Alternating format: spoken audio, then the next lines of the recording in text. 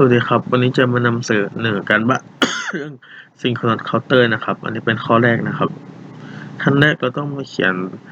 ตารางการเปลี่ยนแปลงสถานะนะครับเริ่มจาก0 1 2 3แล้วกลับไป0นะครับโดยเลขฐาน2จะได้0 0เป็น0 1 0 1เป็น1 0 1 0เป็น1 1และ1 1เป็น0 0นะครับโดยค่า input ของ flip-flop จะได้ตามนี้นะครับครับน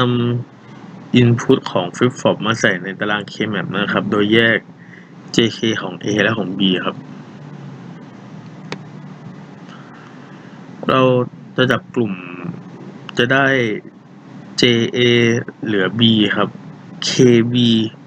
ขอครับ KA เหลือ B ครับ JB เหลือ B bar ครับแล้วก็ KB เหลือ B ครับโดยเอาอันนี้ที่เราออกแบบมาทำใน Circuit Wizard ขอจุ่มน้ำมัน